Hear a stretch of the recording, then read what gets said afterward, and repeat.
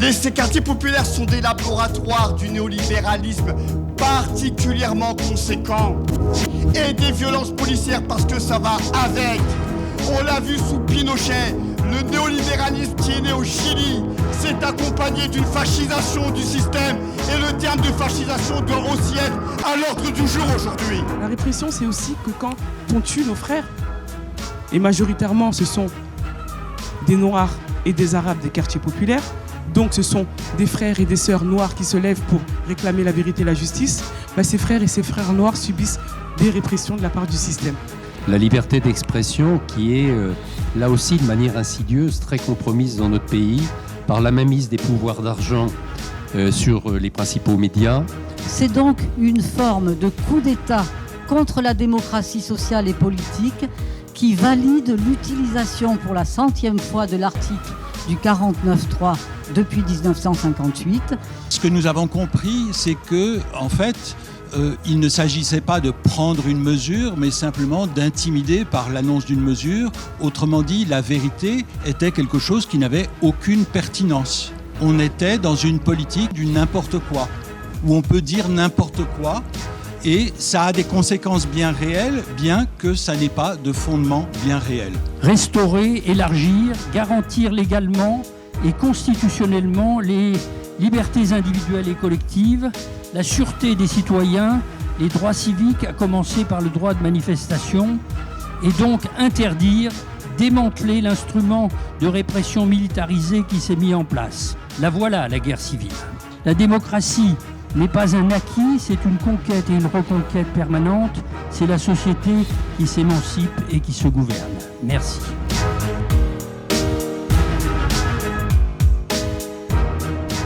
Bonjour Étienne Balibar, bonjour Éric Fassin. Bonjour. Merci infiniment d'avoir accepté mon invitation, d'avoir accepté de répondre à nos questions à Blast dans le cadre de ces premières assises populaires pour les libertés publiques et dans un contexte inquiétant de délabrement démocratique. Alors ces assises, elles sont organisées ici à la Bourse du Travail, portées par le sociologue Willy Pelletier et l'économiste Pierre Khalfa, soutenues par un certain nombre d'associations, de juristes et de syndicats, ou encore d'intellectuels dont vous êtes. Alors, Étienne Balibar, vous êtes philosophe, une figure majeure de la pensée contemporaine, une pensée à bien des égards iconoclaste, qui, de lire Le Capital, votre premier livre, à Cosmopolitique, un des derniers, en passant par de nombreux ouvrages collectifs, articles, interroge, entre autres, les conditions de l'émancipation, de la transformation sociale, l'accélération de la mondialisation libérale, et résonne singulièrement dans la conjoncture présente. Tout comme vos travaux, Éric Fassin, et autres interventions académiques et publiques, vous êtes sociologue, chercheur au laboratoire d'études de genre et de sexualité,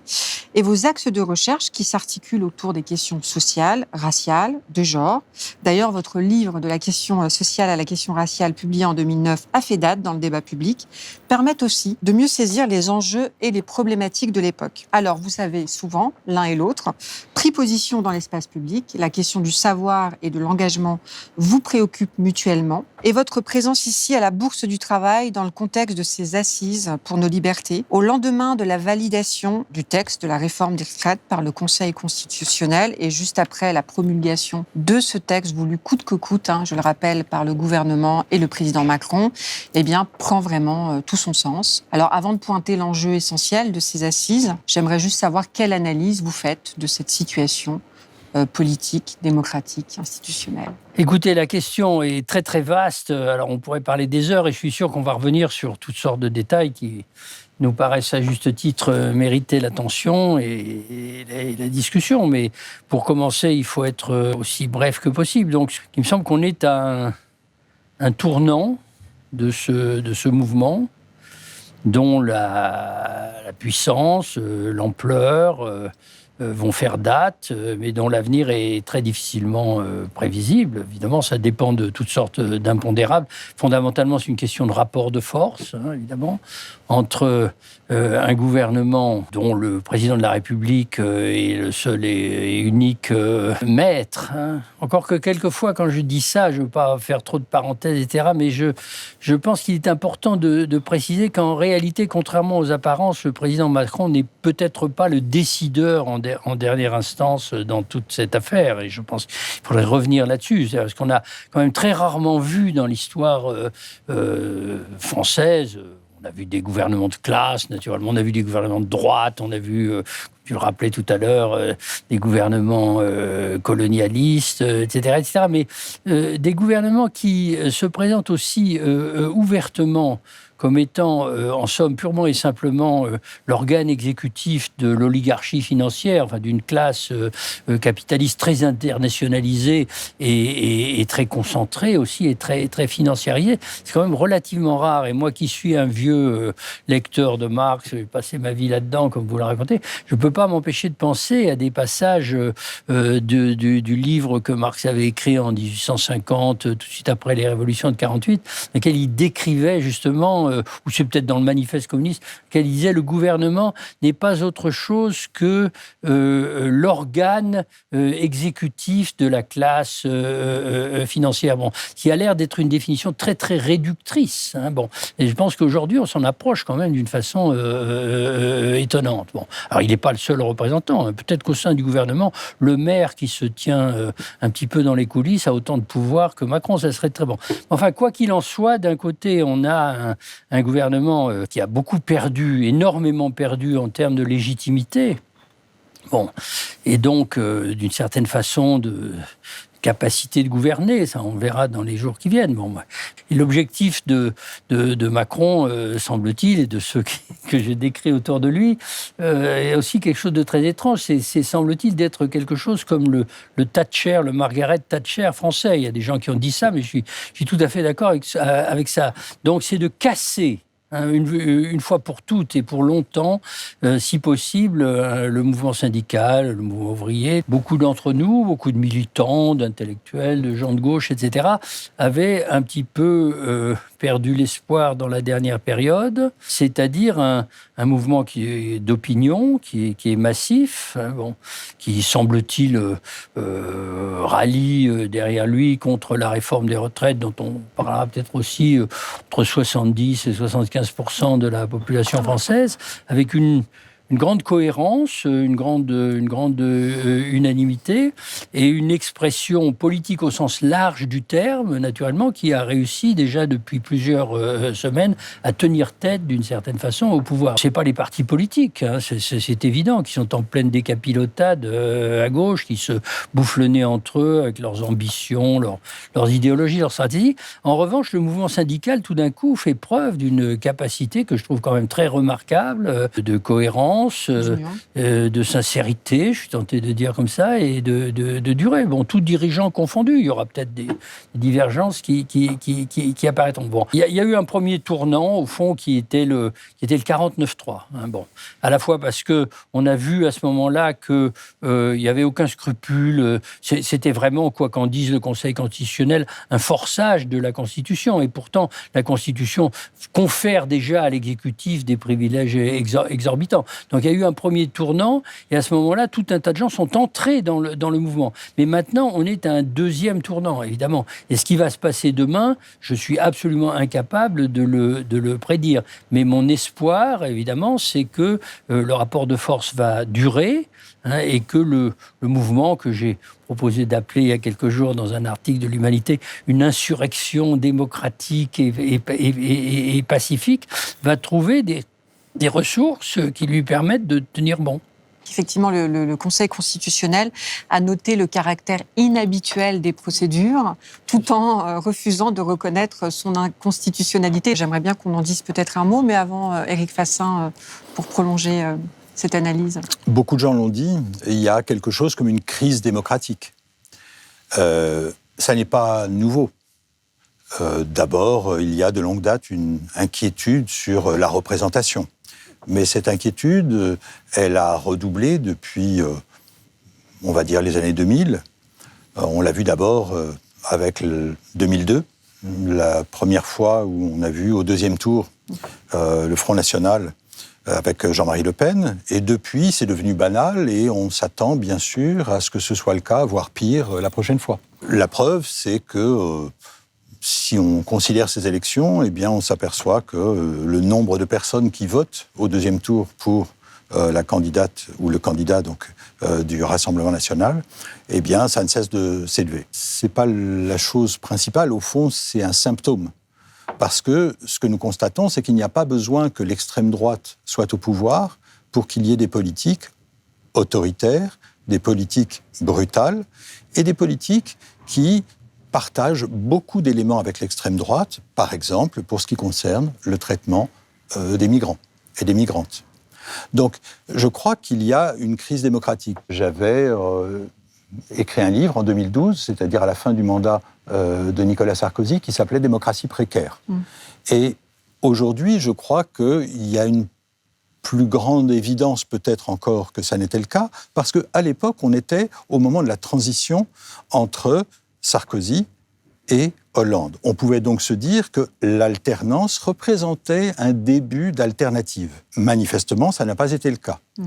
La preuve, Emmanuel Macron, eh bien, il travaillait pour et avec François Hollande. Il y a donc, au contraire, une continuité. C'est une continuité qu'on a vue sur beaucoup de points, sur la politique économique, par exemple, mais aussi, par exemple, sur le traitement des populations roms, puisque Manuel Valls a repris à l'identique les attaques qui avaient été formulées par Nicolas Sarkozy avant lui.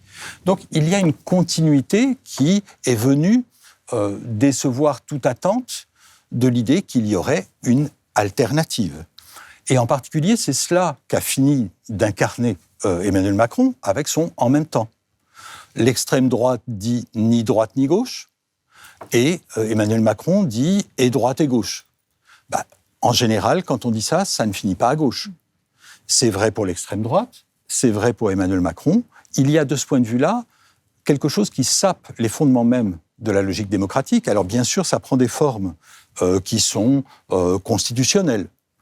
Ça prend des formes qui sont dans les rapports avec les syndicats, dans les rapports avec la rue, dans les rapports avec les électeurs. Bref, ça se joue à tous les étages, mais entre autres, c'est parce que la succession de présidents dans un régime de république monarchique a continuellement défait l'opposition entre la droite et la gauche. C'est-à-dire qu'un fondement de la démocratie, c'est l'idée qu'il va y avoir une alternative. Que nous disait Margaret Thatcher, qui a déjà été citée, il n'y a pas d'alternative. Donc je crois qu'aujourd'hui, nous avons l'aboutissement de cette logique. C'est-à-dire, la démocratie, s'il n'y a pas d'alternative, quelle est la différence avec l'absence de démocratie ?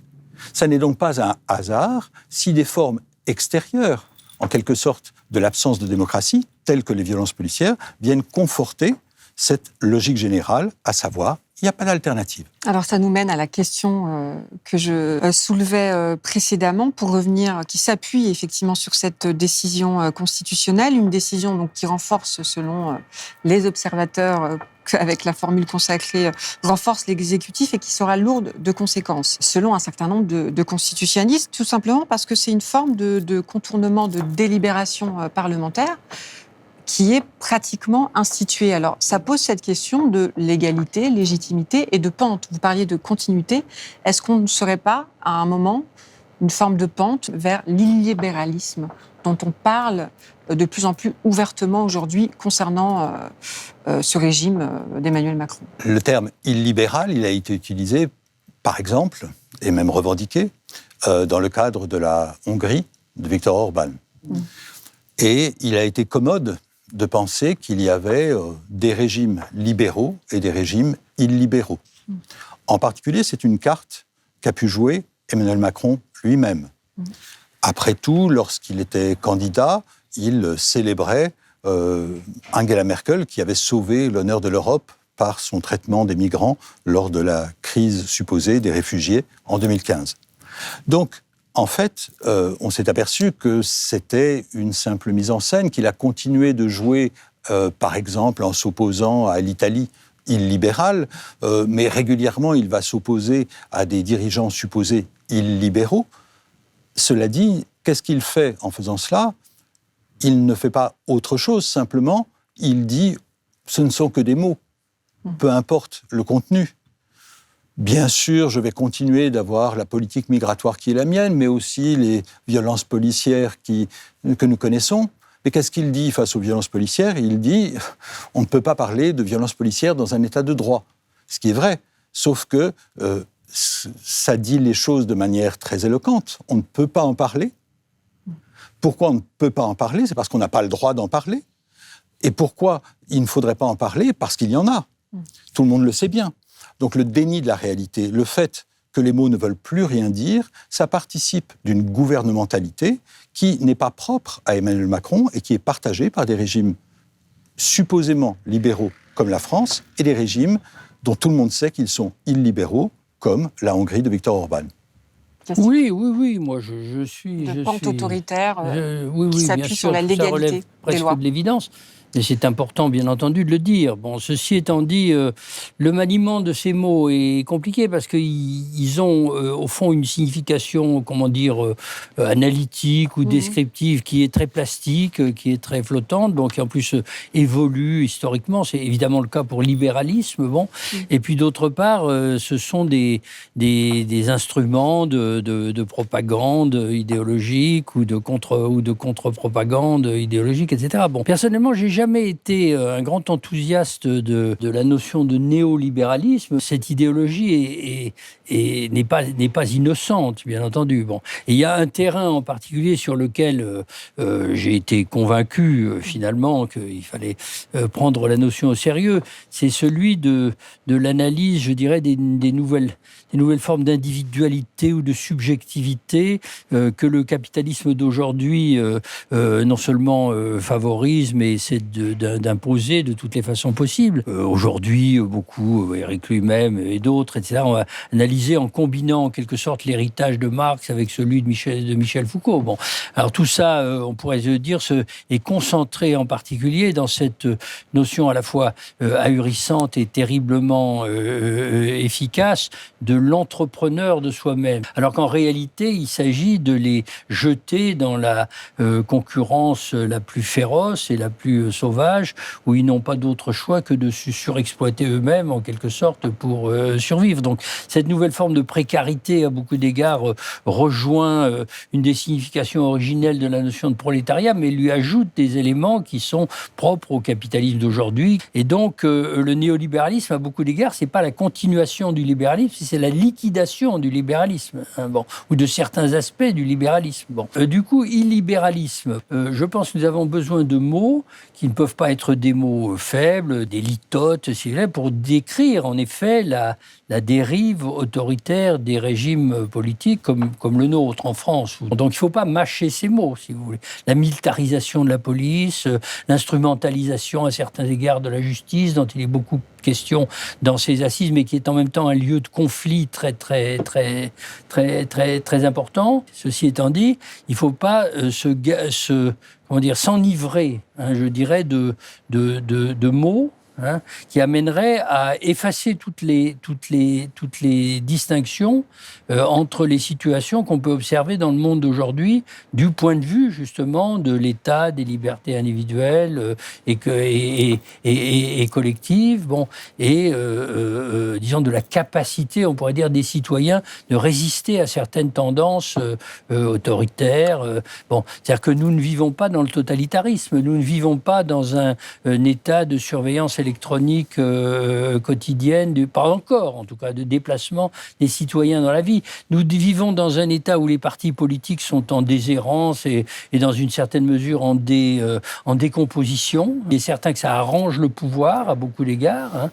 Ça peut aussi être un élément de faiblesse parce que le président actuel n'a pas de parti politique à son service.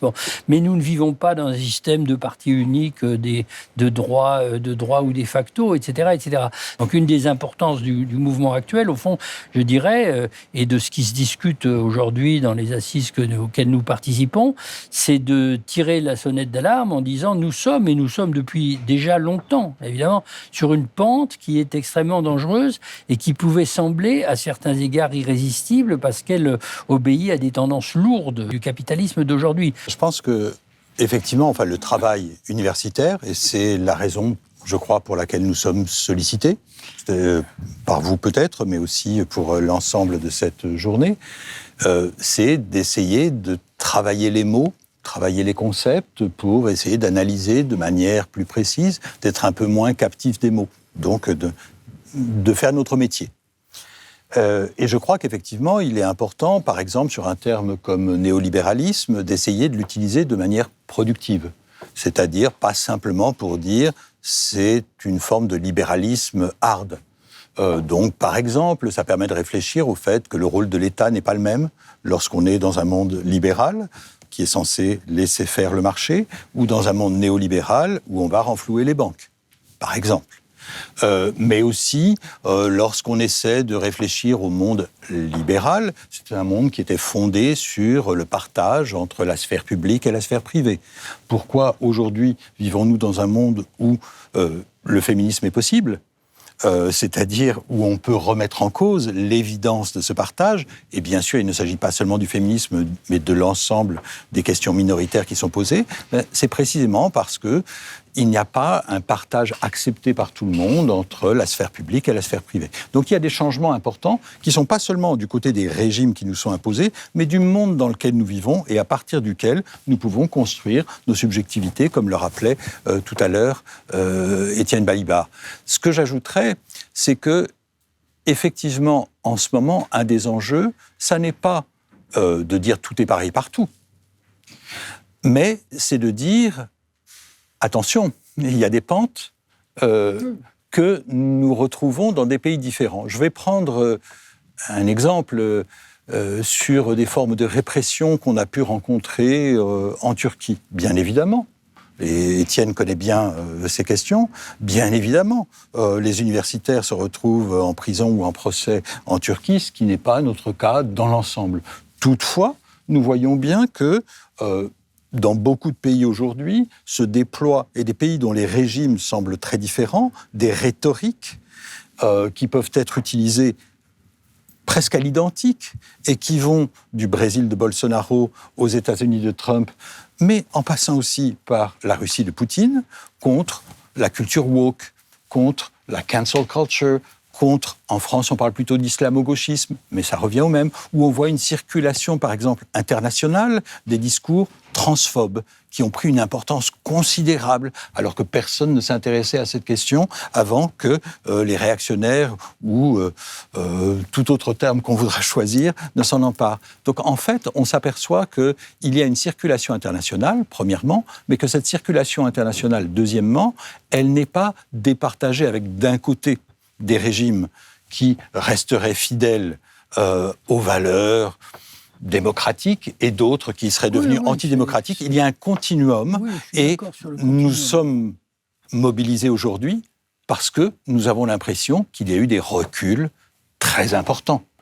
Autrement dit, la plupart d'entre nous n'aurions pas imaginé, y compris par exemple lorsque je publiais un livre qui s'appelait « Démocratie précaire », qu'on en serait là bientôt. C'est-à-dire une dizaine d'années plus tard. Donc, c'est pas simplement le fait de se dire ça va pas très bien, mais de se dire ça va très vite. Ça avance, ou plutôt ça recule très vite. Oui, enfin, il faudrait avoir le temps de discuter très longuement, et je ne veux pas du tout systématiquement contredire ce que vient de dire Éric, parce qu'en fait, je suis d'accord naturellement à 80%, mais je me méfie quand même beaucoup de l'idée que l'évolution des sociétés et a fortiori des régimes politiques dans le monde d'aujourd'hui, considéré vraiment dans sa totalité, d'ailleurs ça inclut la Chine, la Russie, l'Amérique latine, l'Amérique du Nord, etc., serait constitué simplement par les variantes d'une même tendance ou d'un même programme, si vous voulez, d'un même programme. Hein.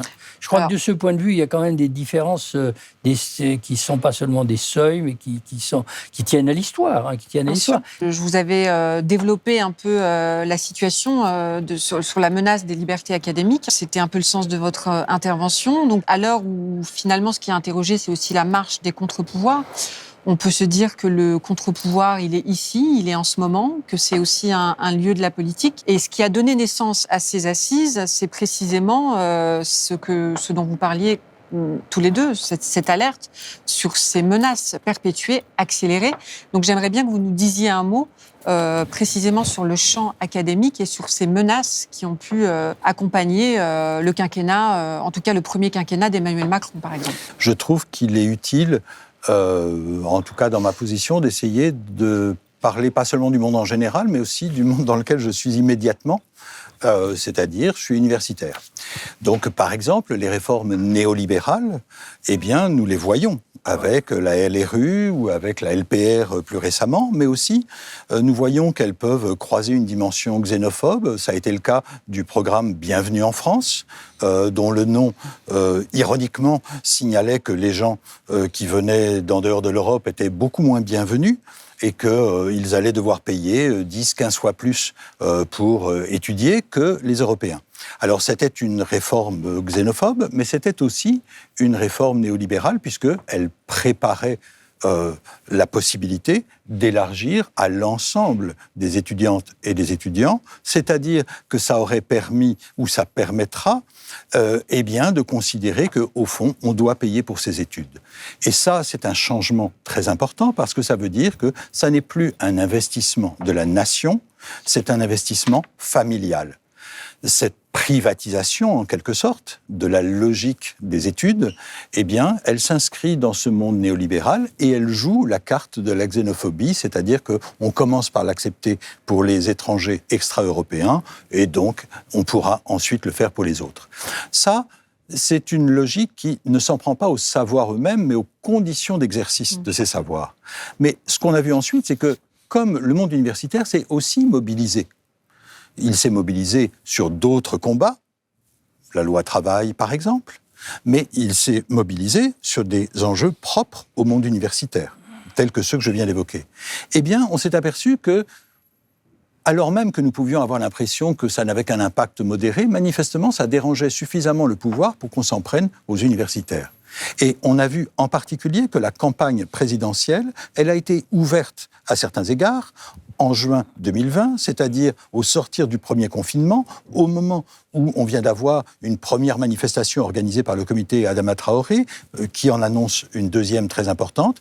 Et à ce moment-là, en juin 2020, Emmanuel Macron choisit, par des confidences dans le monde, de s'en prendre au monde universitaire, accusé de casser la République en deux, en introduisant l'ethnicisation de la question sociale et aussi en parlant d'intersectionnalité, c'est-à-dire de la multiplicité des logiques de domination. Ça, c'est quelque chose qui va être poursuivi ensuite avec la campagne contre l'islamo-gauchisme, avec tout le vocabulaire importé tel que woke ou cancel culture et d'autres termes encore.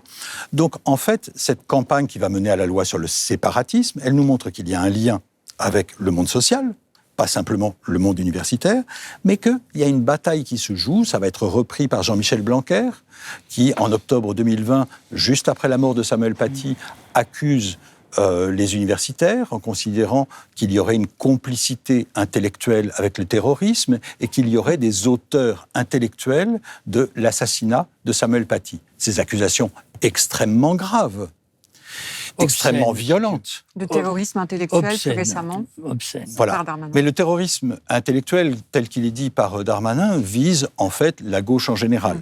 Ce qui a été utilisé d'abord pour les universitaires peut être ensuite généralisé, mais bien sûr, ça va être utilisé pour d'autres, par exemple pour les écologistes, etc. Donc, ce qui, en tout cas, me frappe, c'est que la violence de ce discours, elle accompagne la campagne et elle finira par être reprise par Frédérique Vidal en février de l'année suivante, février 2021, lorsqu'elle va parler d'une gangrène islamo-gauchiste dans l'université comme dans la société.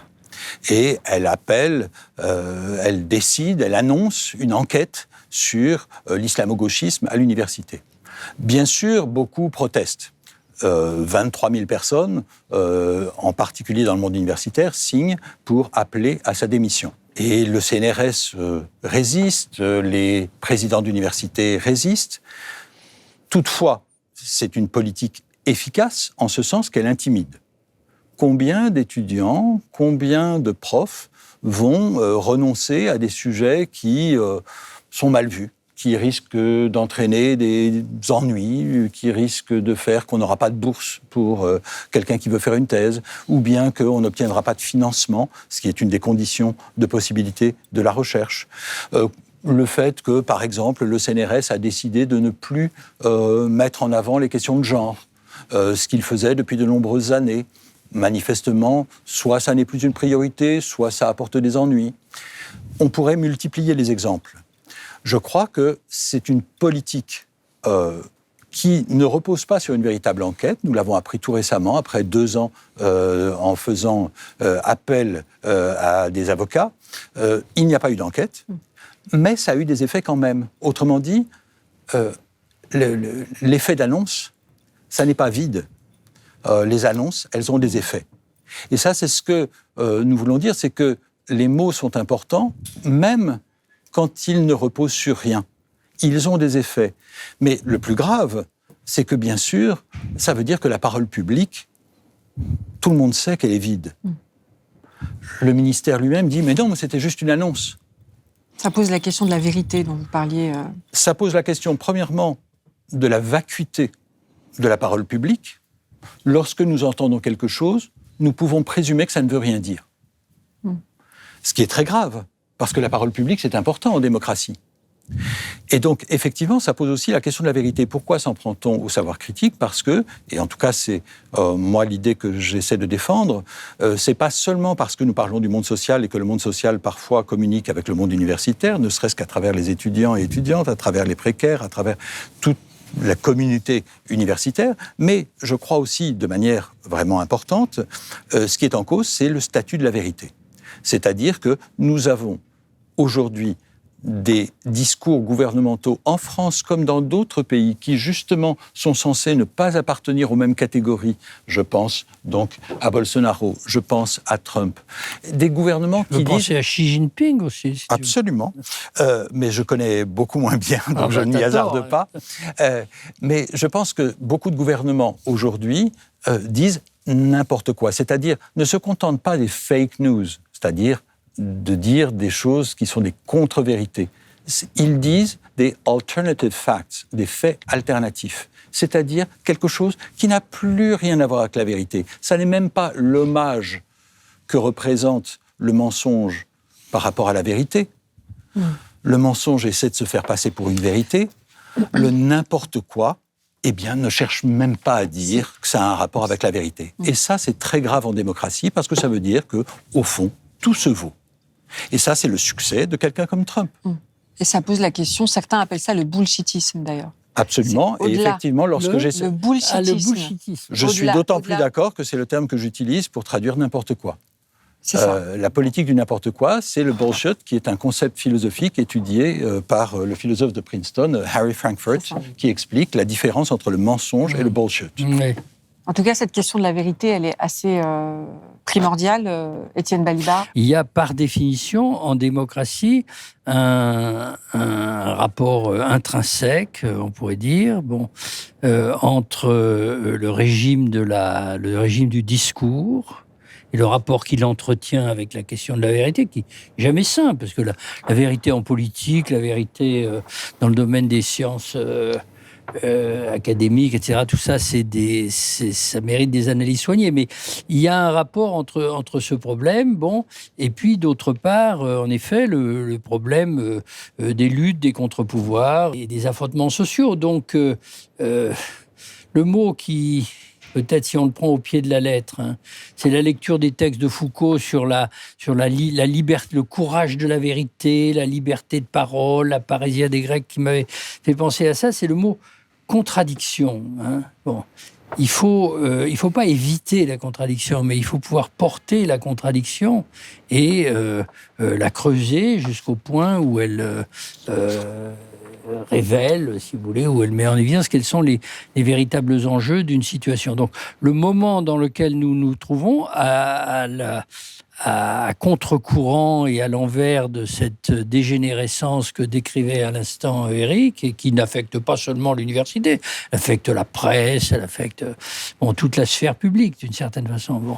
Et peut-être un moment de vérité dans la mesure où certaines contradictions sont portées au premier plan et où les acteurs même de la situation éprouvent le besoin de les dire, de les réfléchir et de les agir.